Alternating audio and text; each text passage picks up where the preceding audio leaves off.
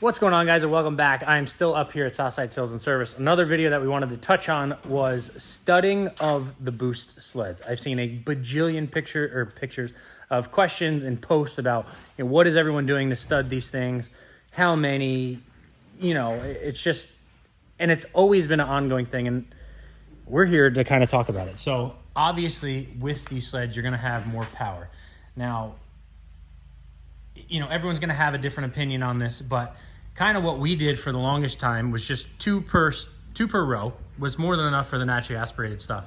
I felt that was more than enough. It gave me enough traction. It gave me enough braking power.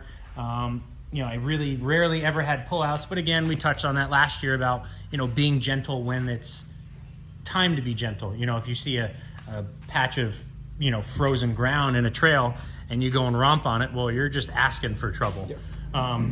You know, the old school thing was like, well, you need one stud per horsepower. You've heard that one, I'm sure, a million times. Oh yeah, a stud or a stud and a half. Yeah, a stud and a half per horsepower. So, I mean, now that we're talking, you know, these new 850s and these boosts, I mean, we're upwards of 190 horse now probably, and it's like, wow, that's a lot of studs to be, you know, slinging around. But anyway, Bruce decided to take it upon himself to call Rick from Woody's Traction Products and see kind of what they were recommending for these new power plants and new sleds. So Bruce, what did he say? So he recommends 3 per slot, you know, like you were talking about with the common 2 per slot on a lot of things, which is what we do, and but we do stud plenty of 3 per slot, or whether it be 3 singles or a double digger and a single. So it still gives you 3, but it gives you a little bit more deflection help with a double digger. It won't flex nearly as much.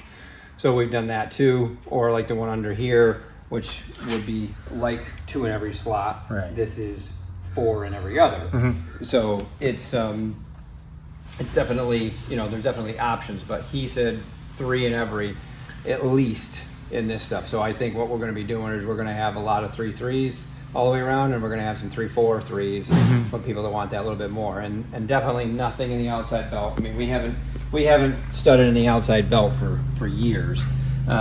It's, you know, it was scary back in the day, and now with all this power and traction, it's really scary. Yeah. So we definitely want to keep it in the center belt, and it's just a matter of how you want to do it that way. Right.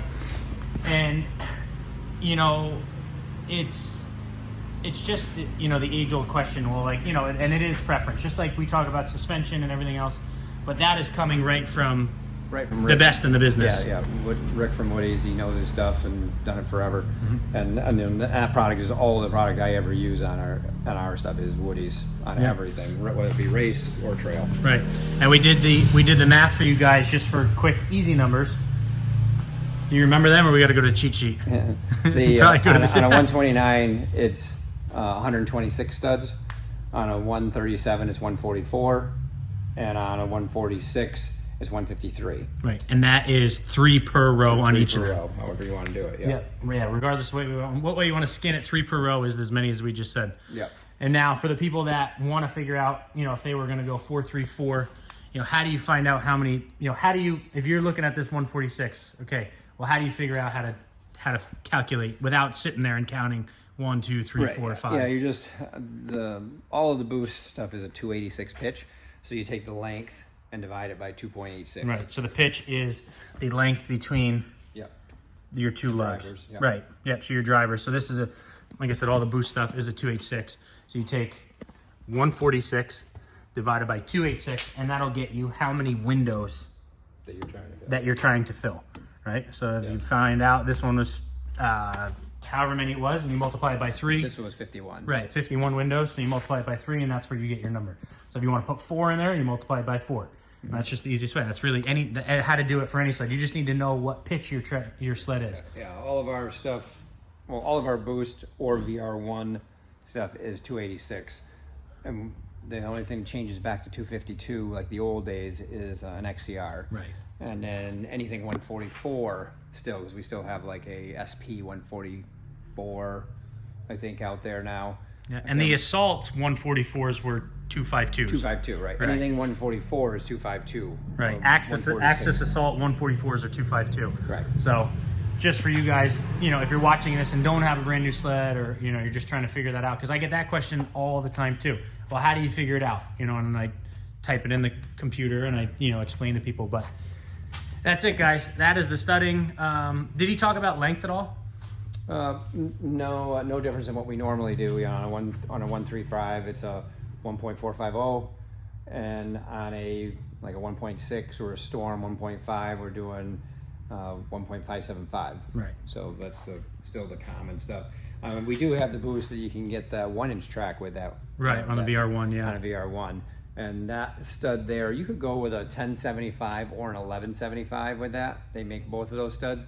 One is a whisker below 3/8 out, because that's the magic number you're looking for, is 3/8 out from Past the lug, yeah. Yeah.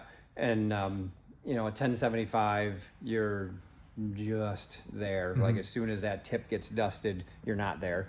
And you go to 1175, there's another 100 thousandths. So, it, you know, it gives you a little bit more penetration and a little bit of wear. It drops you back down, but it still gets you that heavy 3/8. So that's it, guys. That's right from Woody's Traction Products mouth of how to stud your boost. So I hope that clears up a lot. We try to keep it short, sweet, and to the point, but that's going to do it for this video, guys. So make sure to like, make sure to subscribe. Any questions, put them down in the comments. I'll get back to you, and see you guys in the next one.